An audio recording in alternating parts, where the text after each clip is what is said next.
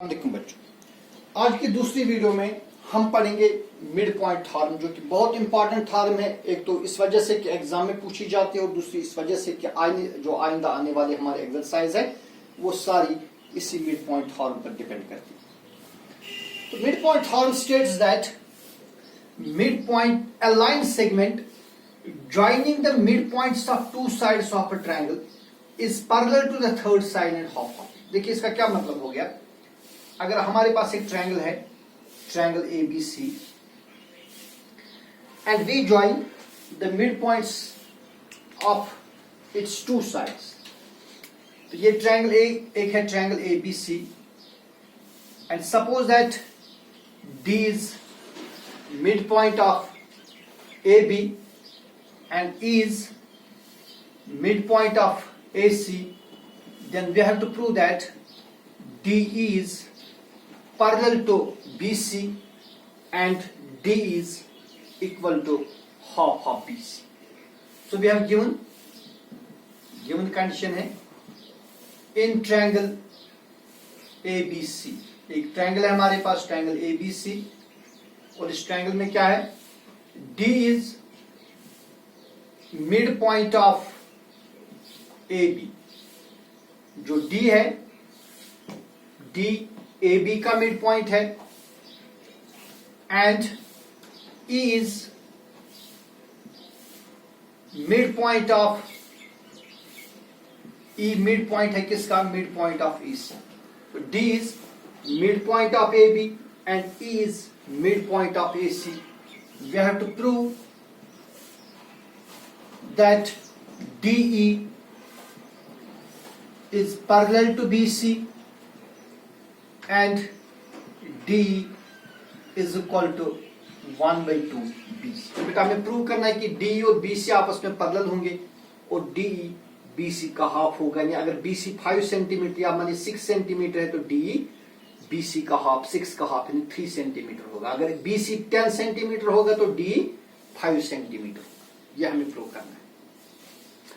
तो हम इसमें एक कंस्ट्रक्शन करते हैं। देखिए, प्रूफ देने से पहले हम एक कंस्ट्रक्शन करेंगे और हम इस तरह लिखेंगे, produce DE to a point F। हम इस DE को प्रोड्यूस कर देंगे to a point, for example to point F, such that DE is equal to EF, ताकि जो DE और EF आपस में इक्वल आए। एंड ज्वाइन, और फिर हम ज्वाइन करेंगे CF and join CF, C और F को ज्वाइन कर देंगे। अब इसके बाद हम देंगे प्रूफ।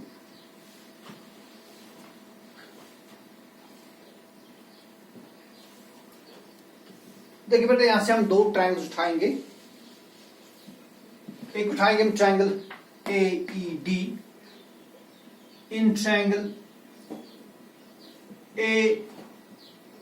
AED, ये वाली ट्रायंगल AED, और साथ ही उठाएंगे triangle CEF and triangle CEF we have. देखिए इन दो ट्रायंगल्स में क्या है। नंबर 1, ये जो साइड AE है ये किसके बराबर होगा, ये CE के बराबर। AE और CE आपस में बराबर होंगे। क्यों बराबर होंगे, because E is mid point of EC, because E is mid point of AC, तो लिहाजा AE और CE इक्वल होंगे। इसी तरह अगर मैं यहां इस एंगल का नाम रखूंगा एंगल 1, इसका नाम रखेंगे एंगल 2, तब एंगल 1 और एंगल 2 चूंकि वर्टिकली अपोजिट एंगल्स बना रहे, लिहाजा एंगल 1 एंगल 2 के बराबर होगा। साथ ही जो ट्रायंगल ADE का साइड D है this D is equal to FE या EF, ये अभी हमने कंस्ट्रक्शन में लिखा, बाय कंस्ट्रक्शन हमने किया कि D को प्रोड्यूस करेंगे to a point F such that D is equal to EF, तो जैसे जो D है it is equal to FE। तो बेटा फिर ट्रायंगल AED के दो साइड्स और इंक्लूडेड एंगल और CF के दो साइड्स और इंक्लूडेड एंगल आपस में इक्वल है, so by side angle side triangles are congruent. So therefore triangle AED, it is congruent to triangle CEF. These are congruent by side angle side congruence rule. तो अब आपको मालूम है जब ट्रायंगल्स कॉन्ग्रुएंट होती है उनके कॉरस्पॉन्डिंग पार्ट्स इक्वल होते हैं। देखिए क्या होगा, ये वाला पार्ट जो है इसका नाम रखेंगे एंगल 3 और इसका नाम रखेंगे एंगल 4। तो एंगल 3 किसके बराबर होगा, एंगल 4 के बराबर होगा। So therefore angle 3 will be equal to angle 4 और साथ ही जो AD है AD it will be equal to CF and AD is equal to CF, दोनों का सेम रीजन है, these are corresponding parts of congruent triangles। लेकिन बेटा जो एंगल 3 और एंगल 4 है ये कौन सी एंगल्स है, देखिए let's see what type of angles these are.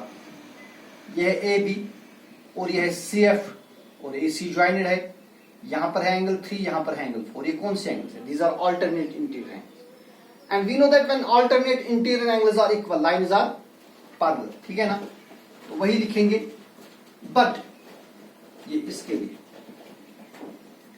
these are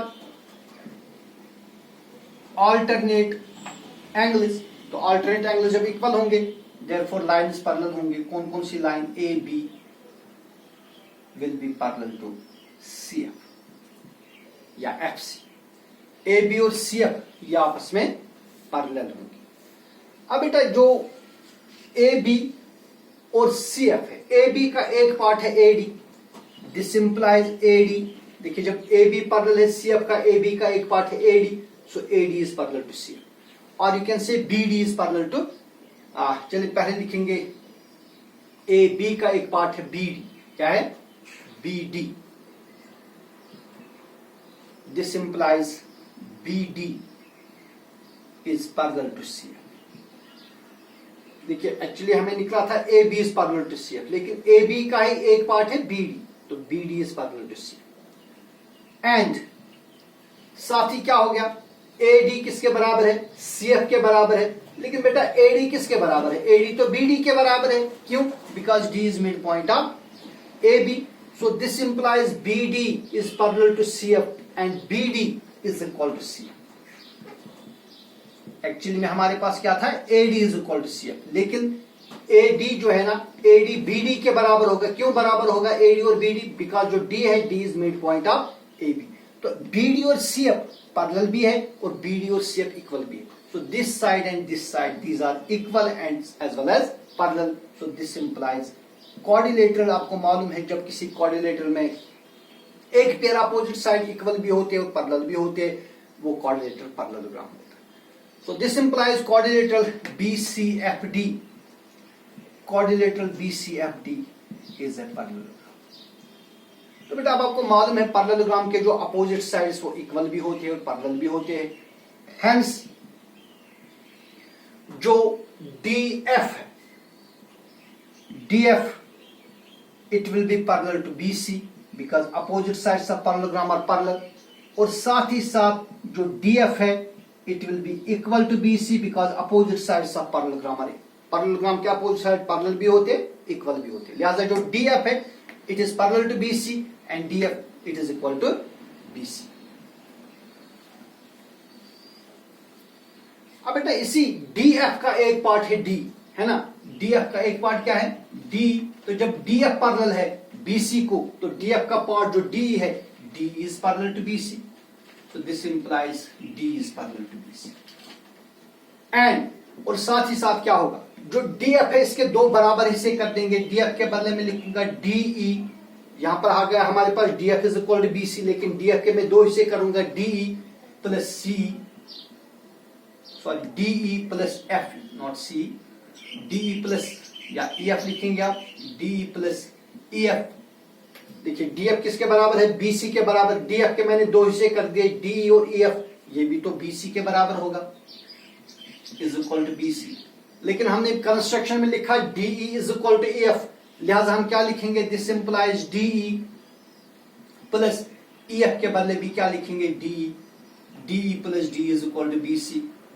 DE plus D हो गए twice D is equal to BC, और this implies DE is equal to 1/2 BC।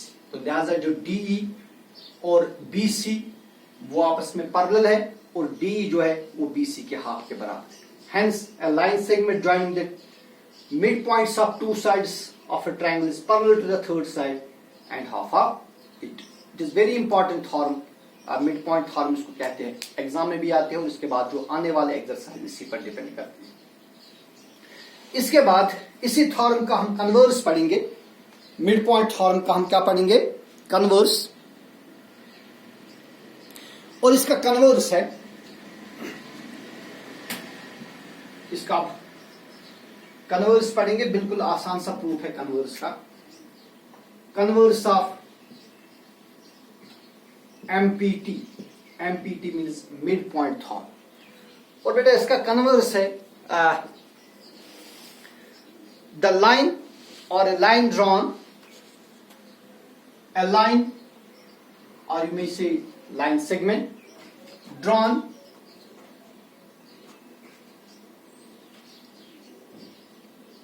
through the midpoint MP, a line drawn through the midpoint of one side of a triangle, one side of a triangle parallel to the second side, parallel to the second side, bisects the third side। वो क्या हो गया, देखिए एक triangle हमारे पास है, triangle ABC, and suppose करिए जो AB है it has mid point D। तो बेटा इस D में से हम एक लाइन ड्रा कर रहे हैं, for example line DL, it is drawn parallel to BC, parallel to BC। और आप देखिए इस लाइन ने AC को इंटरसेक्ट कर दिया यहां पर से, फॉर एग्जांपल पॉइंट E पर, then we have to prove that E is mid point of AC। So we have given in triangle ABC, D is midpoint of AB, D is midpoint of AB, and D, चले इसका L के बदले कुछ आप और नाम रखिए, से फॉर एग्जाम्पल DG रखेंगे इसका, and DG is parallel to BC, and DG, which is parallel to BC, intersects AC at E. This DG intersects the second, जो third side of triangle ABC है उसको intersect कर रहा है point E। We need to prove, we have to prove that E is midpoint of AC। बेटा हमें prove करना है कि जो E है ये AC का मिड पॉइंट हो। देखिए अब हम प्रूव करेंगे इसको। We suppose that E is not midpoint of AC। Prove। Suppose that E is not midpoint of AC। बेटा हम सपोज करेंगे जो E है ये AC का मिड पॉइंट नहीं है, तो AC का कोई मिड पॉइंट होगा ना, फॉर एग्जांपल पॉइंट है, and suppose that F is mid point of AC। and suppose that F is midpoint of,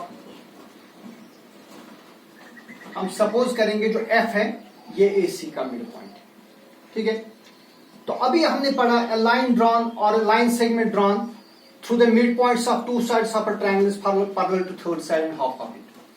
तो बेटा अब देखिए ट्रायंगल ABC में क्या है, D is midpoint of AB, F is midpoint of AC, लिहाजा जो DF है it will be parallel to BC, ठीक है।